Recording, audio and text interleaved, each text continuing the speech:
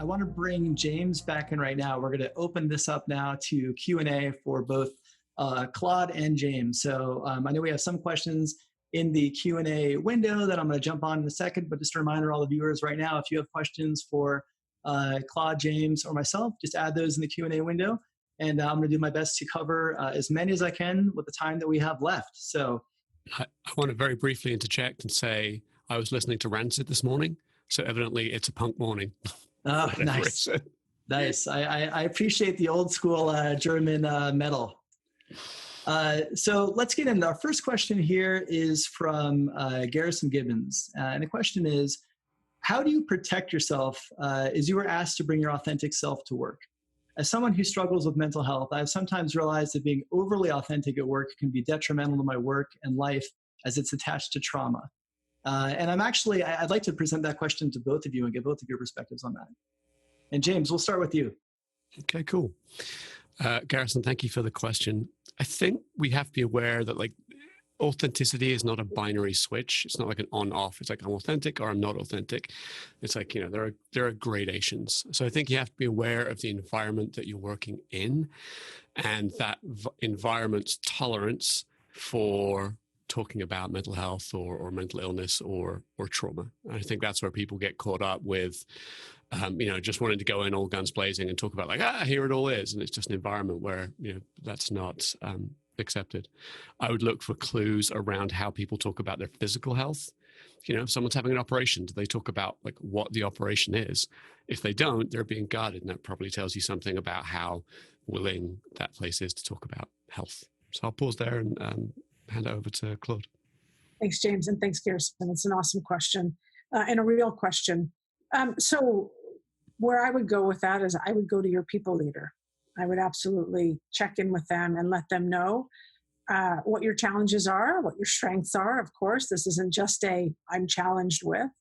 It's very important that you are seen and you are heard and recognized. And I would hope that the two of you, the three of you, whoever that is, could chart your course, chart your path, I should say, and in one that works for both you and the company.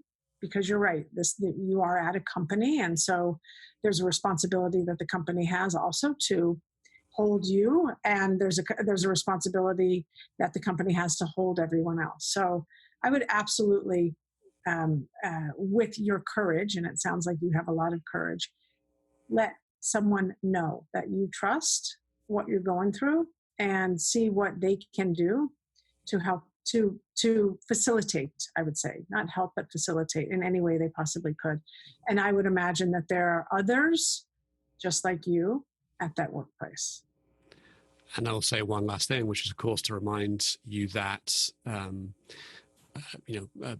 mental health or mental illness is a protected class. And so there are legal protections for how you can, what an employer can and cannot do.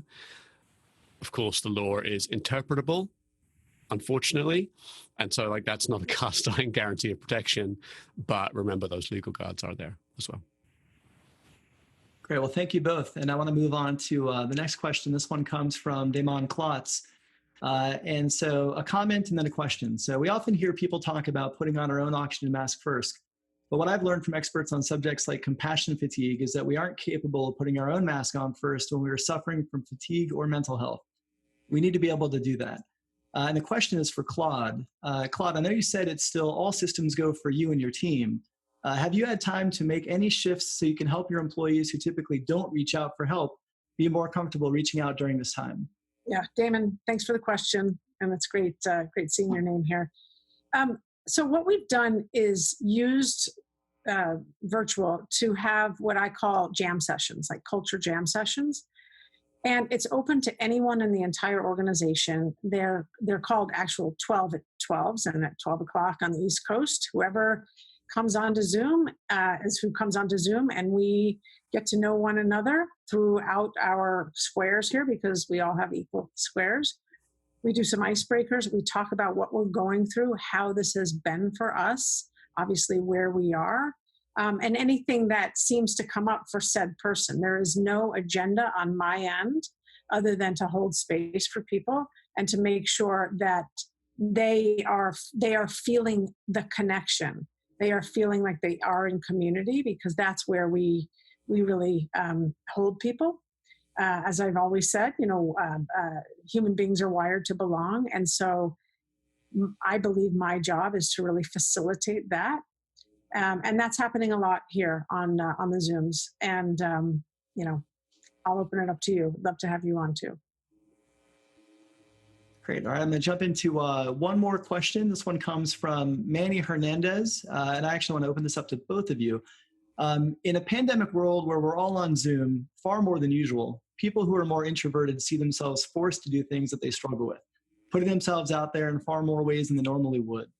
Any thoughts or advice on ways to support introverts while we honor them as who they are?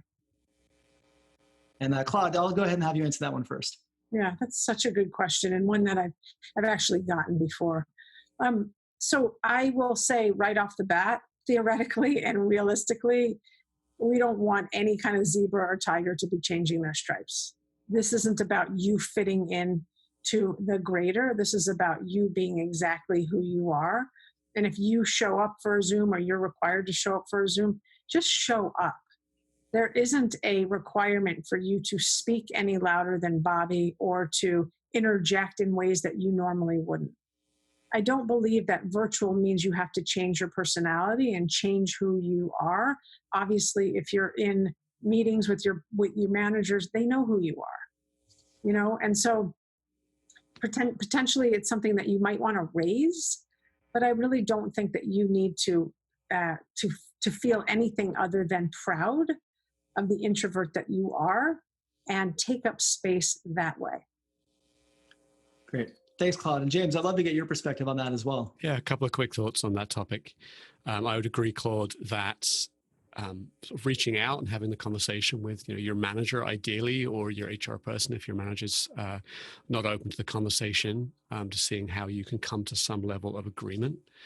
I think we need to recognize, again, that this is a kind of issue of spectrum, where some businesses are more aware of the fact that different people have different needs for learning or communication. So there will be kind of more or less support. And that's one of those kind of just be ready to accept that you may not get everything that you want. The last thing I'd say is that the research that developed this idea of introverts and extroverts has been largely misunderstood and misinterpreted, because a lot of people will say I'm an introvert or an extrovert. And actually the truth is everybody is an ambivert. So almost everybody can operate in an extroverted fashion or an introverted fashion. It's just that we lean, one way or the other. So I bring this up to say that think about the situations in which you are able to be an extrovert.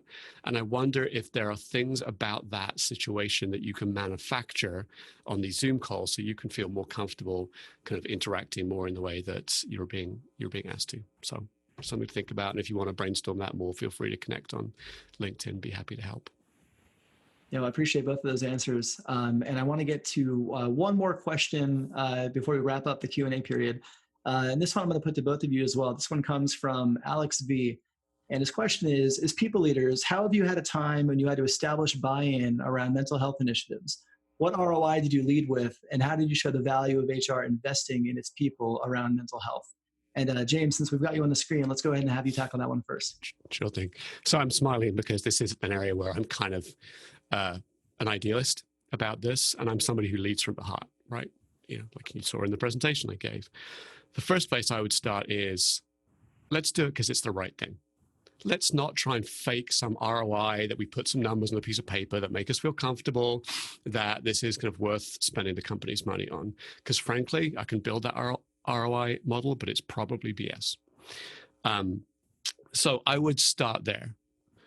If you wanted to build a model that kind of convinced people that there was a measurable ROI, there's a lot of research into the cost of presenteeism, which is where people show up to work but aren't really able to work, and it is a huge cost to a business. So you go look up presenteeism, and I think you'll get some great data for building an ROI model. Great, appreciate that, James. And how about you, Claude? Yep, I agree with what James said, and I think the word ROI makes my skin crawl because we're talking about human beings, and the ROI is that I woke up today and my feet landed on the ground, and yours too. So this is the way I answer that. There is a macrocosm called the world and the universe, and there are mental health issues and challenges there. There's a microcosm called your workplace, and there are mental health challenges there. They are the same. What is good for the goose is good for the gander.